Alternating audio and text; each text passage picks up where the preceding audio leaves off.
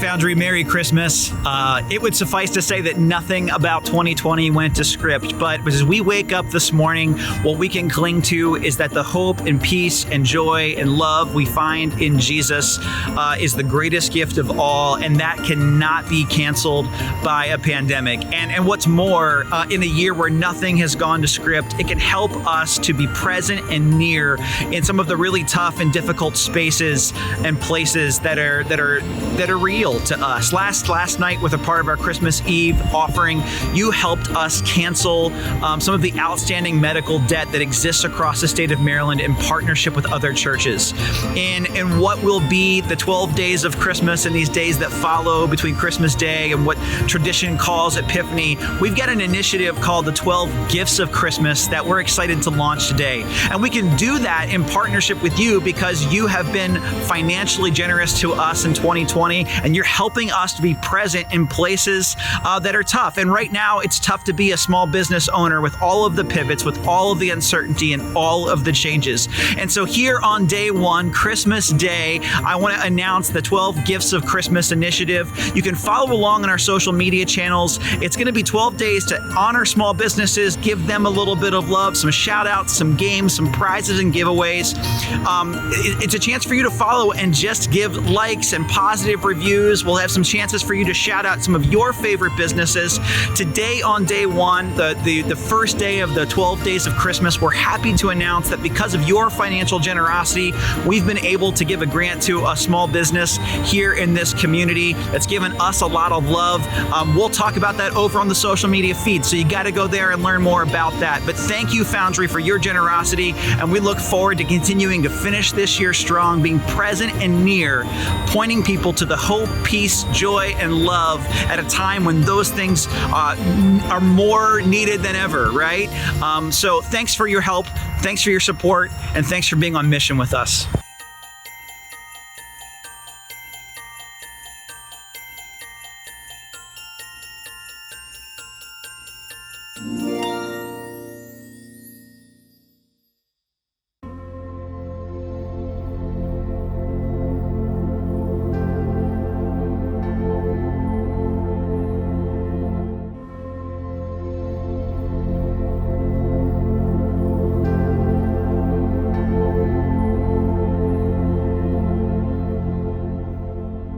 I usually wake up on Christmas morning with what I call a good tired.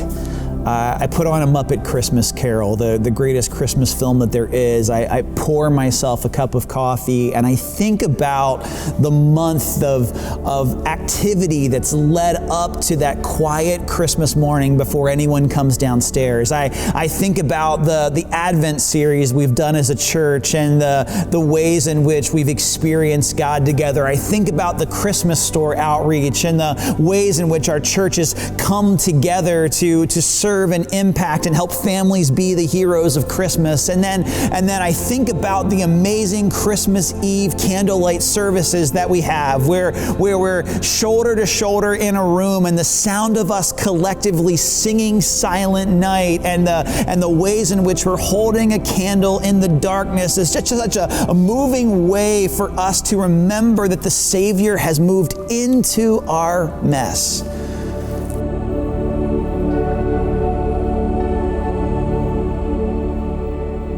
But this Christmas, I awake with the heavy feeling that I wish that there was more that I could be doing, which is ridiculous in a sense because myself and our team, we've worked so hard, maybe harder than I've ever worked before, to create the necessary pivots for us to stay connected. And yet I'm keenly aware that it's just not the same. It's not the same as gathering in this room on Christmas Eve. It's not the same as hanging in the lobby or enjoying coffee or in the corner. It's not the same as lighting our candles together and singing Silent Night. I don't feel the good tired this Christmas morning. I feel the weariness and exhaustion of seeing all of our Vision 2020 plans have to meet the pivots and disruptions that call us to this moment.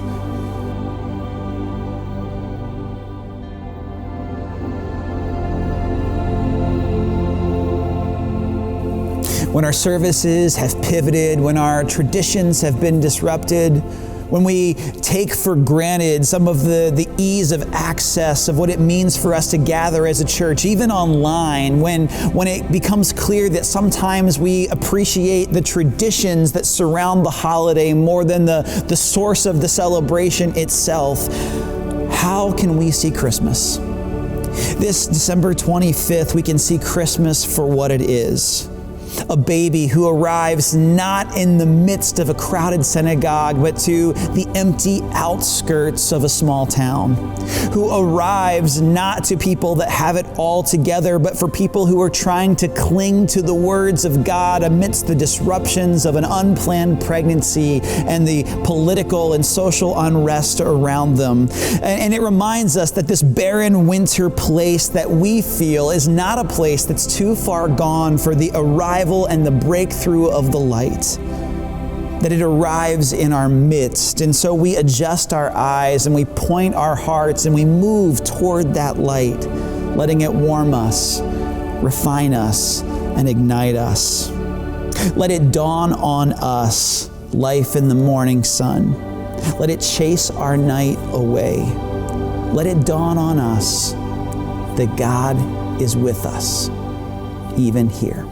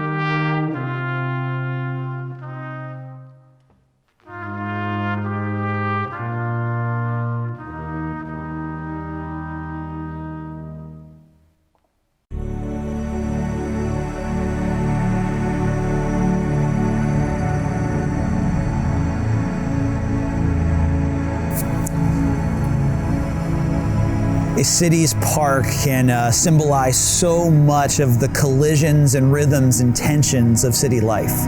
Kids going to and from school and trying to blow off some time in the playground. You've got runners trying to decompress or get set for their workday by getting a run in. People utilizing green space to walk dogs, where you can then connect with one another and find some of the charm that goes with being a part of Charm City. People gathering as friends, walking to Ravens games or to their favorite neighborhood spot. Couples in the midst of their date night trying to take a walk or make room for dessert. Not far from this place in this holiday season, you have gazebo lightings, tree lightings. You live adjacent to some of the most beautiful symphonies and presentations that help us usher in this holiday season.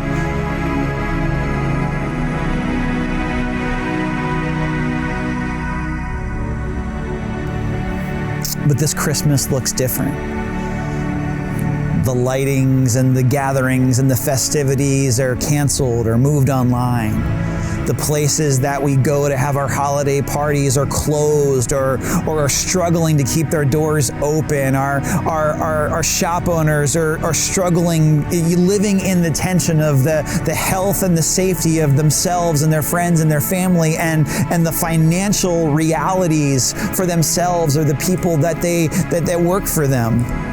The places that we go for connection are now places of defensiveness and distrust. The inequities that were already existed in our city, they've been exposed to us and they've actually grown. Some have abandoned the city altogether. When the economies of a city are threatened, when we feel the sting of division and upheaval, when the things we love about a city are disrupted and the struggles of our city are even more in our face, how can we see Christmas? this December 25th, we can see Christmas for what it is. That a baby has come to draw near the haves and the have-nots, the shepherds and the magi alike. That in the midst of the upheaval, in the midst of the uncertainty, when the things we love about the city are disrupted and the challenges are in front of us, that we can be present as God has been present with us. That this barren winter place in its upheaval and uncertainty is not too dark or cold of a place for the love of God to break through. We can adjust our eyes to the arrival of that light. We can move toward that light and let it warm us, refine us, and ignite us in our cold and weary hearts. Let it dawn on us, life in the morning sun. Let it chase our night away. Let it dawn on us that God is with us. Good morning, Foundry, and Merry Christmas! Merry Christmas. This morning, we're going to sing a Christmas song about what the angels sang on Jesus' birthday. Right, girls? So will you sing with us? We're going to sing Angels We Have Heard on High. Angels we have heard on high, sweetly singing o'er the plains and the mountains in reply, echo back their joyous strains.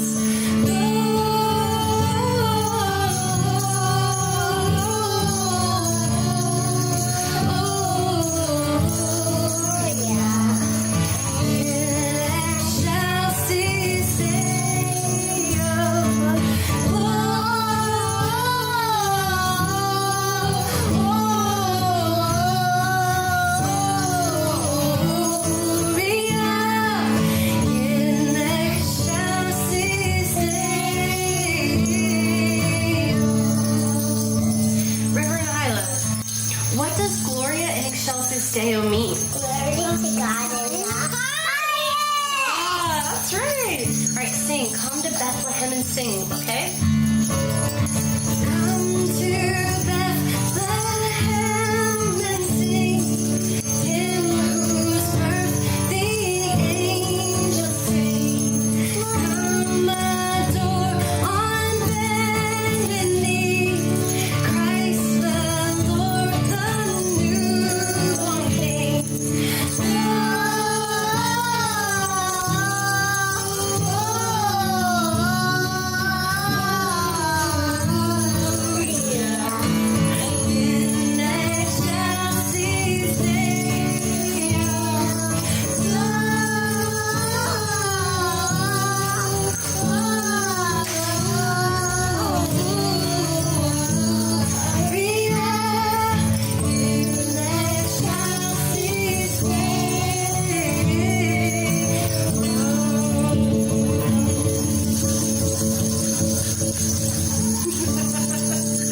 Merry Christmas, Foundry! Merry Christmas.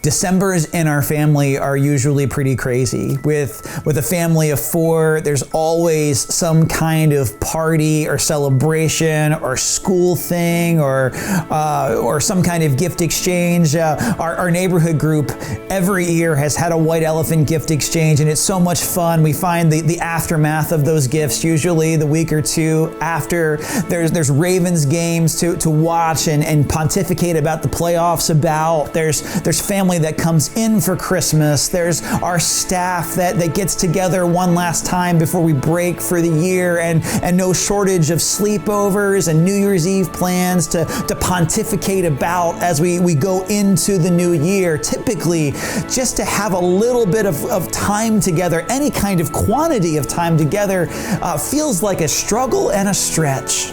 But this Christmas, the parties are canceled, the sleepovers are postponed. We're not hosting family. We're not hosting Christmas parties. We're not watching other people's kids. I mean, we still watch the football games, but now we do so dodging bad news or getting angry that we're getting angry about a Ravens game when there's so much bad news around us in our time. Gathering with friends in this room has been replaced with this room serving as a classroom and an office and a gym and sometimes a dinner table. And for all of the quantity of time we now have together as a family, it can sometimes be a struggle just to find quality time amongst it. And when you say something like that, you immediately feel sad because you realize that some people that you love dearly are struggling right now with loneliness and isolation.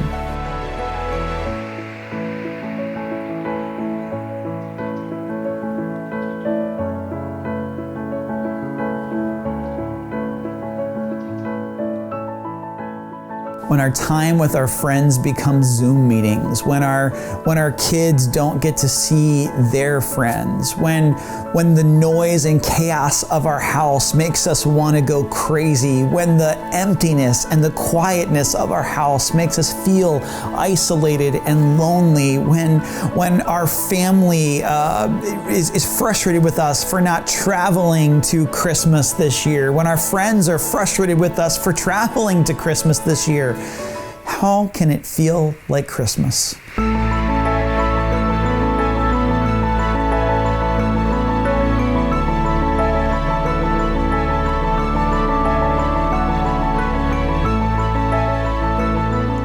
This December 25th, we can see Christmas for what it is. A baby that meets us in the midst of the family chaos. A baby that fulfills the longing and the loneliness that 400 years of silence finally breaks through. To those who feel cold and alone, it's a reminder that this barren winter is not too far and too hard of a place for the light to break through. So we adjust our eyes to the light. We move toward that light, and we let it warm us, refine us, and ignite us. Let it dawn on us. Life in the morning sun. Let it chase our night away. Let it dawn on us that God is with us. Merry Christmas.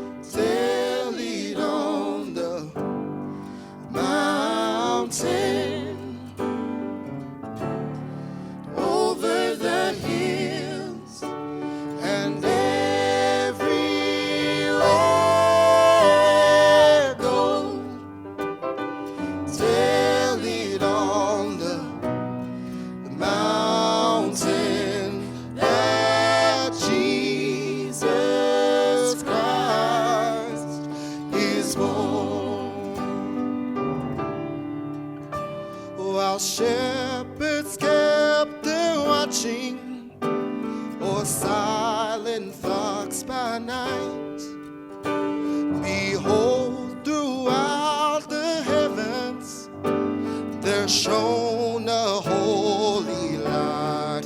Oh, now go, tell it on the mountain.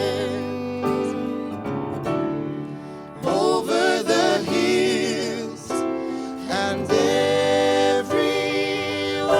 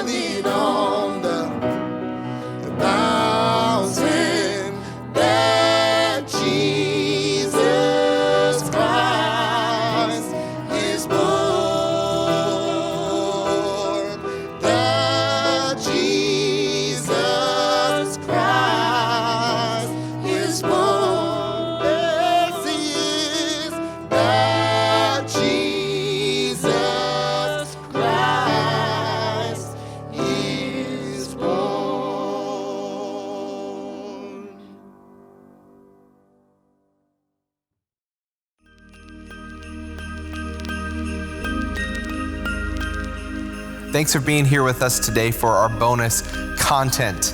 As we conclude our time, I want to leave you with a prayer written by Enuma Okoro. It says, "Oh God, Christ is born. We celebrate this gift. You are continually redeeming us and reconciling us to you. Fill our mouths with praise and thanksgiving.